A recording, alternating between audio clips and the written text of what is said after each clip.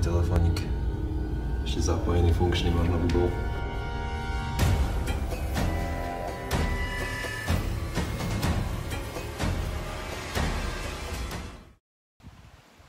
Zdravím vás ľudia, vítam vás pri novom videu.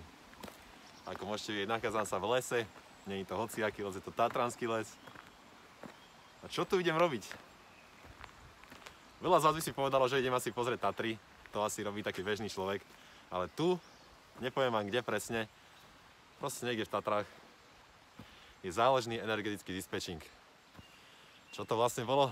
Hneď ti to vysvetlím. V Prahe sa nachádzala hlavná budova energetického dispečingu. Odtiaľto sa vlastne zabezpečovala energia pre celé Československo. A počas vojny ľudia rátali s tým, že práve táto budova bude prvý cieľ pre nepriateľa.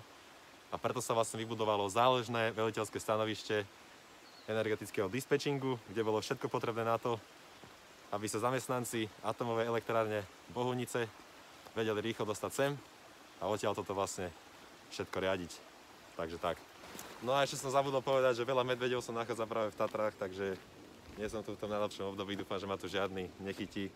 A ako vlastne vždycky, neviem prezradať lokáciu a natočím vám to, až keď sa dostanem donútra. Ak sa teda dostanem, takže poďme na to.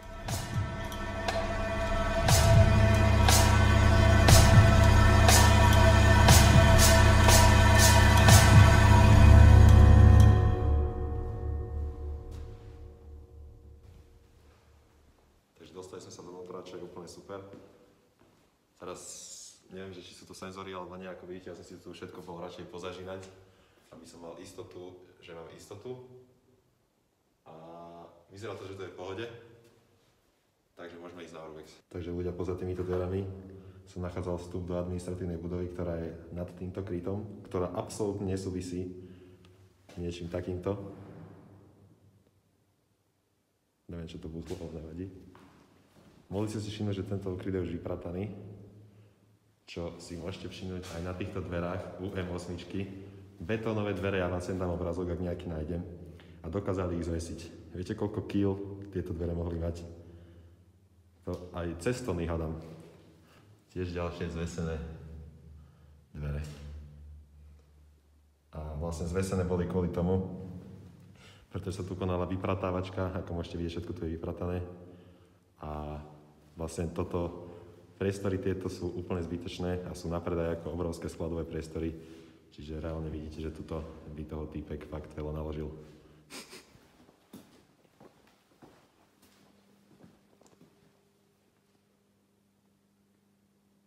Práve sa nachádzam v odpočívárni. Neviem, či tu mali aj postele, ale párik tam vidím vzadu. Ale väčšinou tu vidím len stoličky, čiže moc dobré podmienky tu neboli, keď sa tak vezmeš. Tu môžete vidieť ďalšie dvere pozvazované zo stien. A vôbec nechápam, ako to tu mohli dávať dole. Aj tu tieto pečka môžete vidieť. Takže do tohto ukrytu sa miestilo 130 ukrývaných ľudí. A tu napravo môžete vidieť tie dvere, ktoré oni nejakým spôsobom zvesili. Že tu máte takéto dvere porovnané so mnou. Nie sú nejaké moc obrovské, ako vyzerajú. Sú určené na rýchly pohyb zamestnancov. A takáto šírka podľa mňa úplne pohode stačí. Ďalekopis. Fú.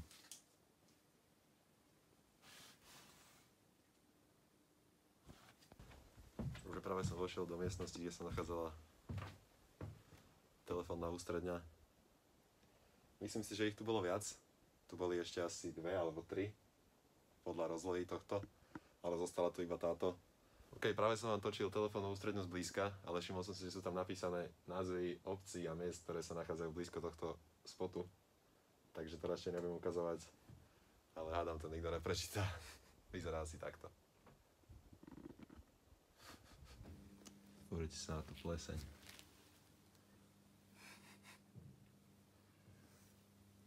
Toto už je istú dobu.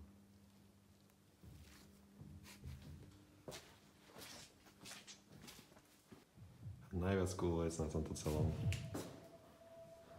je asi toto.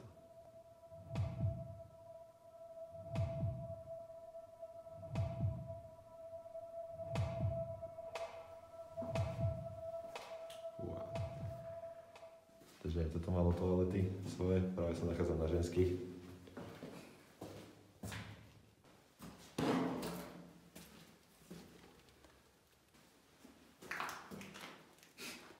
Stará dobrá klasika.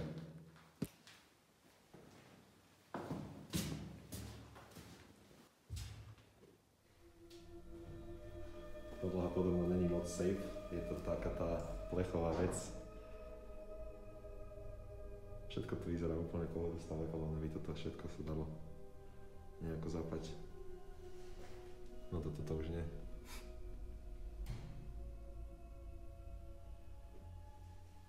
Takže nachádzam sa práve v mierovej filtroventilačnej stanici, ktorá je tu. A vlastne ako vidíte, toto je stále otvorené celý čas. A takto sa vlastne vetrá vzduch. A ono toto je vlastne napojené na ten núdzový výlez. A tam sú vlastne len také mriežky hore a ono cez toto stále filtruje vzduch. No, takže čo si myslíte o tomto mieste? Pre mňa je to určite jedno z najtajnejších a najviac skrytých miest, ktorým som bol. A zároveň aj také jedno z tých najlepších.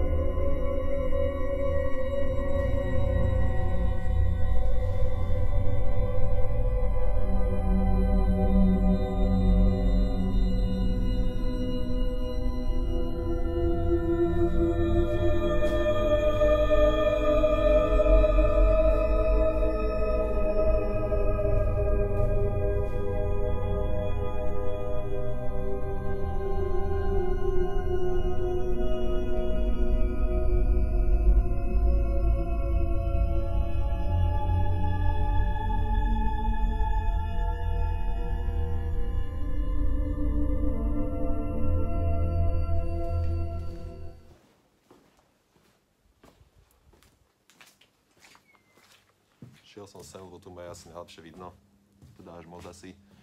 To bolo z videa všetko, dúfam, že sa vám ľúbilo takéto miesto. Podľa mňa niektorí ste ani nevedeli, že niečo takéto na Slovensku existuje. Zanechajte like, odber, komentujte, zdieľajte. Čaute.